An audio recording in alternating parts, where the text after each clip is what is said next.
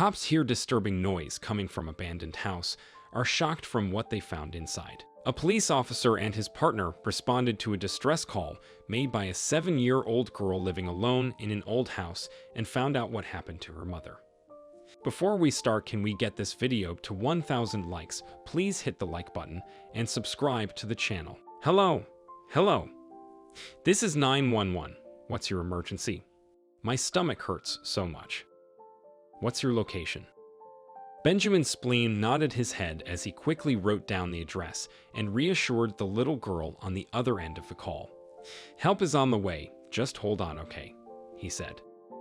Officer Kelly and his partner Amos were seated in their police cruiser, which was parked at an intersection in the busy city of New York. The two had just taken a break from patrolling their district and had decided to grab a bite to eat before returning to work.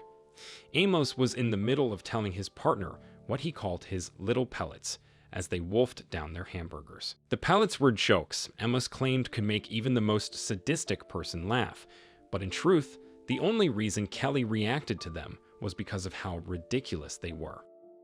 That day, Amos was going on and on about animals and what they said whenever they wished to cross a road. Kelly was about to shut him up as usual when the dispatch radioed in about the little girl's call for help. The two men were the closest to her location, so Kelly quickly picked up his radio to announce that they would head over there immediately.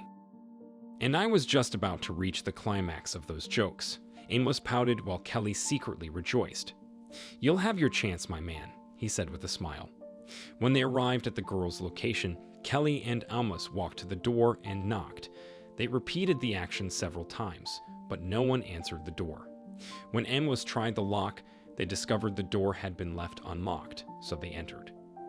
Hello, Kelly called out, listening intently for a reply. Perhaps no one is home, Amos wondered aloud.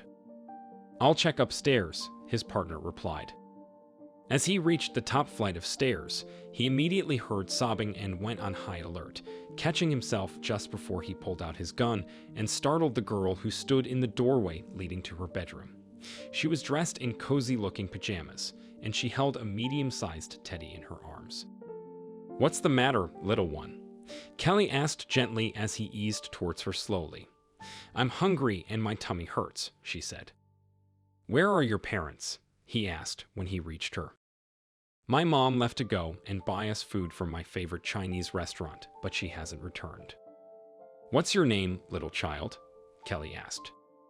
Penelope, she answered.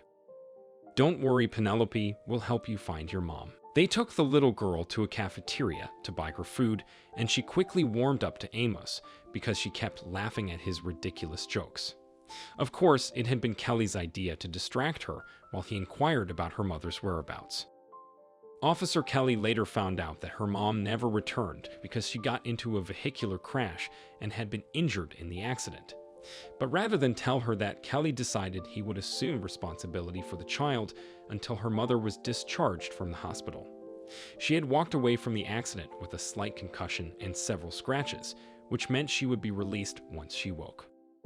The two kind officers spent the rest of the day with Penelope, taking her on a sightseeing tour of New York, and they also kept her well fed. She was so engaged. She didn't have to worry about her mother until she noticed at night that they were headed away from the direction of her home. It's that way, she said in confusion. Your mom will be away for some more time, little one. She needs you to wait for her. Can you do that? Kelly asked. They had hoped the woman would have regained consciousness and returned to her home by nightfall, but that did not happen, and they could not leave the little girl alone to fend for herself. Kelly decided he would care for the little girl until her mother returned. He told her that her mother was on a long journey but would return any time for her. Until then, you'll have to be a good girl while waiting for her, okay? He told her. He also assured her he would remain with her that night to watch over her.